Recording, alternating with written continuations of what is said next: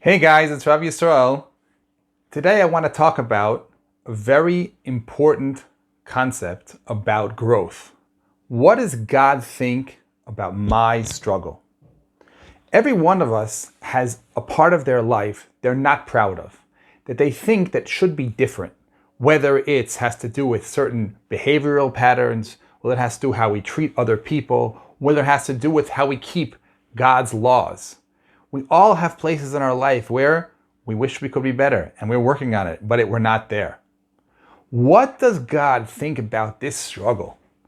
Every one of us has this question subconsciously, and we even have a formed opinion about subconsciously about what He thinks about my struggle. Is He loving me? Is He hating me? Is He proud of me? Is He angry at me? These are questions we all ask ourselves.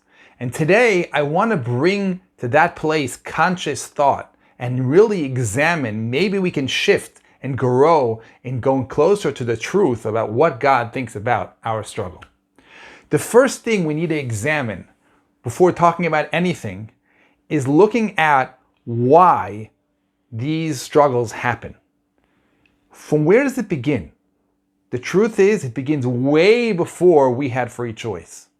Every one of us was born into parents, specific parents which have their own world, their own struggles, their own life, and we were given the DNA of those parents. We were born in a certain environment, a certain community, a certain world, a certain time in the world. All of these things play a huge factor in all of the decisions we make and how all the struggles that we have. So now take a look, for example, a second, of the things that you're found not happy about in your life, things that you wish would be different. How much of those things are a product, a natural progression from where you were born, from the place that you came from the environment that you're in? Now let's take a step back once we realize that, and realize that none of those things are an accident. Actually, God, who runs the world and wants to give us the biggest gift in the world, which is life, He chose that reality for us and said, "Here, my son, this is the best opportunity for you to grow and get close to me." This is very perplexing for some of us because we look at our life and we look at His expectations, which is He wrote in the Torah for us, and He said to us, "There's 613 commandments I want you to keep as soon as you become a 13-year-old. That's really crazy. A 13-year-old with all of his baggage and all of the environment that he came from and all of the struggles he came from, if we're really honest, it's impossible for him to keep the whole Torah. Impossible. So what is it that Hashem is telling us? Do these mitzvahs, and He's also put us in this world exactly the way He wanted us. How do these two things coincide? The answer to this is a very deep idea which Rav Chaim Vital, in his sefer called Sharei Kedusha, explains to us. He teaches us that the point of mitzvos is not just do this, and if you didn't do this, I'm not happy with you. Actually, the mitzvos are goals. The mitzvos are the best way a person can be connected to God. But the way of getting there is a very long process of refinement. A very long process of changing yourself. The more refined we are, the more the mitzvahs are natural. The more the good ways of being are natural to us. The less refined we are, the way that God wanted us to be connected to Him is impossible. So really what God is saying when He puts us in this world, He's saying, my dear children, I'm giving the opportunity to refine yourself. I'm giving you the opportunity to grow day after day, to become closer and closer and closer to me. How do you know you're getting closer? Because you're getting closer to the goal. So now each step now becomes incredibly important.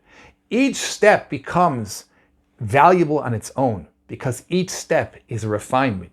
Each step is different. I'm a different person than the day before.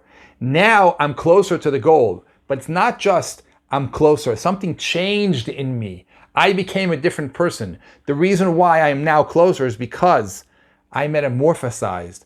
There was something I looked into myself. I got a deeper understanding of myself, and I got a deeper understanding of my struggle, and I was able to move one step forward. Let's take, for example, a marriage. The two people that get married, And this is the first time they've been in such a close relationship with a woman, with a man.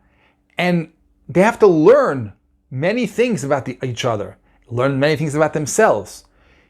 It's obvious that what the connection they can create after 50 years is completely different than the connection they can create after 2 months. And that's supposed to be that way. The process of marriage is the process of getting closer and closer and closer and closer, healing ourselves, growing within ourselves, refining ourselves to a more developed place where we can have more love, more compassion, more understanding, more caring, more giving. Each one is a process.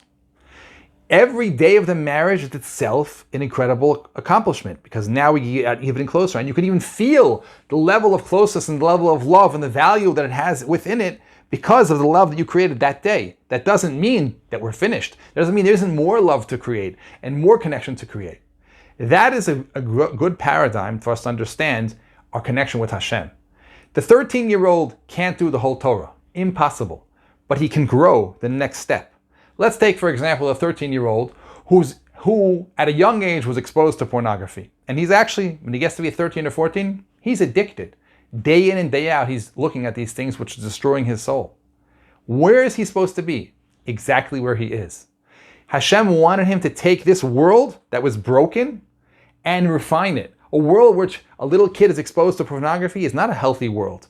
And this beautiful soul is going to now take into consideration all the things that he's exposed to, make decisions on his own, change what's going on inside of himself, which pulls him to things that are destructive, and look for positive things. He's going to learn self-value. He's going to learn that what's a real relationship. He's going to learn what's destructive in a relationship. He's going to learn what's destructive in himself. Every single time he processes this experience, he grows. Even if he's still stuck in pornography, but the more self-awareness he has and the more progression he has towards getting out of it and getting towards having a beautiful relationship, each one of those steps is beautiful. Each one of those steps is an incredible accomplishment.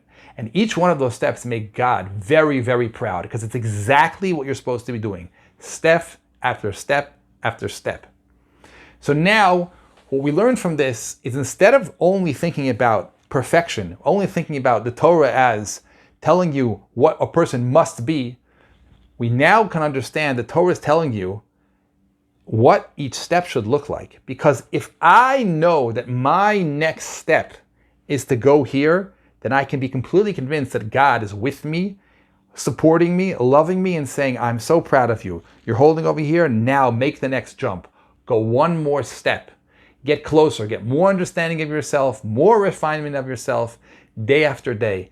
And I'm going to be with you and loving you and giving you new opportunities to grow, to get to we can have the most intimate relationship that you can create, which you're going to create at the end of your lifetime.